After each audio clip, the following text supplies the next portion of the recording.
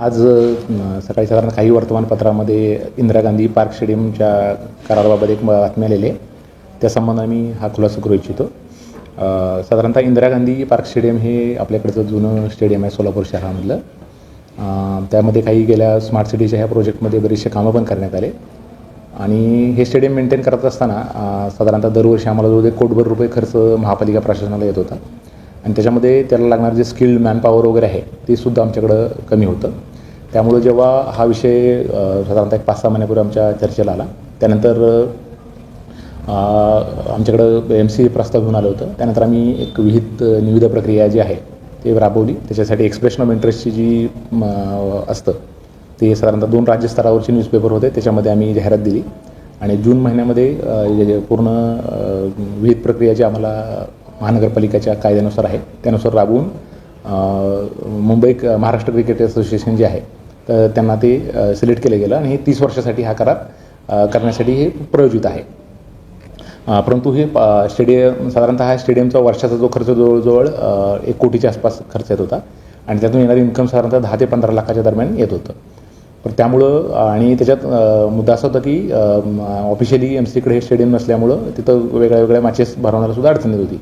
त्यामुळं मग आम्ही ही विहित प्रक्रिया करून प्रक्रिया केली आणि त्यानंतर पुढचा टप्पा असतो की आपल्याला त्यांना हँडओव्हर करणे आणि त्याचा नोंदणीकृत करारनामा करणे.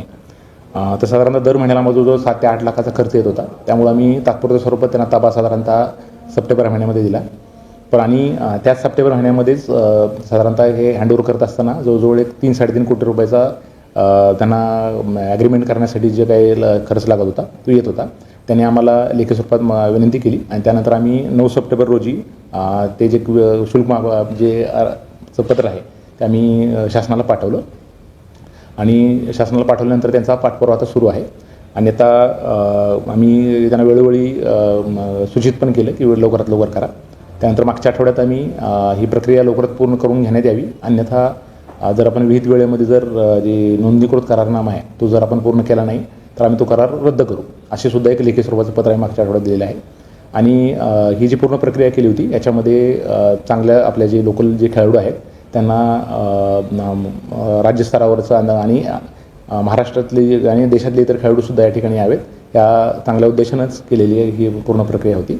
याच्यामध्ये जी प्रक्रिया आहे ते लवकरात लवकर पूर्ण करून घेण्यासाठी जे काही जर समजा त्यांनी शुल्कमाफी जर वेळेत मिळाली नाही आता त्यांना काही ठराविक वेळ देऊन त्यानंतर जर त्यांनी शुल्कमाफीचा प्रस्ताव शासनाकडून प्राप्त नाही झाला तर करारनामा रद्द करण्यात. धन्यवाद.